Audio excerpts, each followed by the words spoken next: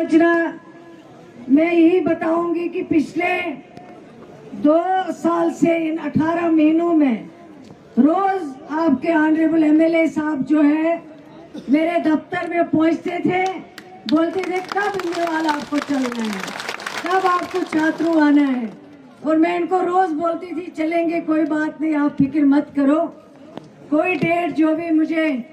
Date होगा मेरे पास मैं उस दिन आपको जरूर बोलूंगी। और मैं जरूर आपके कहने पे उस दूर दराज इलाके में आपके जो लोग हैं, आपके जो मुश्किलात है वहाँ पे उनको सुनने के लिए मैं जरूर आऊंगी। और अल्लाह का शुक्र है कि ये डेट जो हमने मुकर्रर की थी कुछ 5-6 दिन पहले, मैंने अपने भाई से वादा किया था कि मैं इंशाल्लाह 18 तारीख को पहुंचूंगी। और अल्लाह से मैं दुआ करती थी कि मौसम अब ठीक रहना चाहिए, मैं यहाँ आपके बीच में पहुंच सकूं। लेकिन अल्लाह का शुक्र है कि मौसम अच्छा रहा और हम सब जो है आपके बीच में यहाँ पहुंचे। उसके लिए मैं सबसे अल्लाह ताला का शुक्रिया पहले अदा करना चाहती हूँ। मुश्किलें बहुत है, उसमें कोई दो राय नहीं है, आपकी परेशानियां बहुत हैं, जो मैंने खुद देखा जब गाड़ी में चल रही थी सिमथन टॉप से आगे। जब गाड़ी निकली तो मेरे भाई जो आपके ऑनरेबल एमएलए साहब हैं, इन्होंने कहा कि मैं भी आपकी गाड़ी में चलता हूं, क्योंकि मुझे लगा कि ये गाड़ी में नहीं बैठना चाहते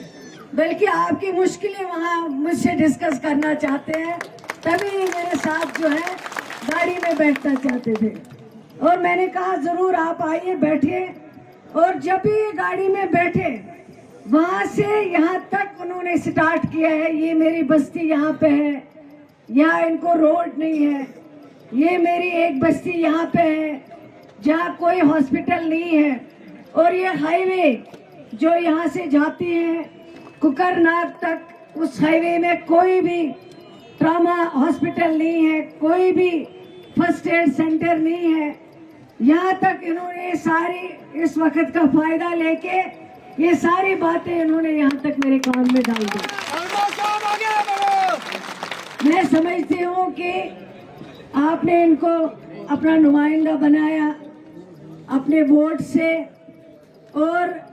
मैं आपको कहती हूँ कि आपने सही फैसला किया है और बहुत अच्छा फैसला किया है। जिस तरह एक नुमाइंदा होना चाहिए, जिस तरह उसको लोगों की बात करनी चाहिए, जिस तरह उसको लोगों के लिए लड़ना चाहिए, उसमें आपके जो एमएलए साहब हैं वो कोई कसर नहीं छोड़ते हैं। चाहे वो असेंबली की बात हो,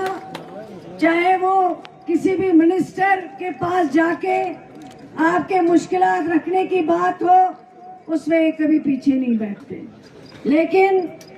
मैं आपको आज यहाँ पे यकीन दिलाना चाहती हूँ, जैसे यहाँ मेरे कई भाइयों ने अपनी तकरीर में कहा है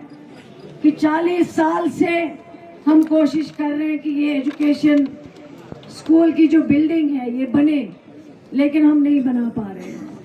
लेकिन इस सरकार की कोशिश है, जिस सरकार की क़ियादत जनाब उमर अब्दुल्ला साहब कर रहे हैं, और 18 महीनों में आपने देखा होगा कई ऐसे हजारों बिल्डिंगें जो पिछले 30 साल 40 साल में नहीं बन पाई थी, और वह आज इस सरकार के दौरान कुछ तो कंप्लीट हो गई है, कुछ तो चल रही है अभी, और कुछ के अभी फाउंडेशन स्टोन डल रहे हैं, और इंशाल्लाह इन पे भी जल्द काम शुरू होगा और ये बिल्डिंगें भी जो हैं जल्द तैयार हो जाएंगी। आपकी बात सही है कि पिछले 50 वर्षों में या 40 वर्षों में, मैं इनको प्यारेलाल जी को गाड़ी में सुना रही थी, मैंने कहा है कि ये इतना दूर दराज इलाका है, जब मैं नजर मार रही थी तो मुझे अपना इलाका याद आ रहा था, और ये इलाका भी बिल्कुल मेरे इलाके से मिलता है, कोई ज्यादा फर्क नहीं है। मैं इनको कह रही थी कि जब मैं एमएलए बनी और मेरे इलाके में जो मेरे मरहूम वालिद साहब थे इतू साहब, इन्होंने यहाँ पे भी हायर सेकेंडरी दी है और 2 किलोमीटर के बाद भी हायर सेकेंडरी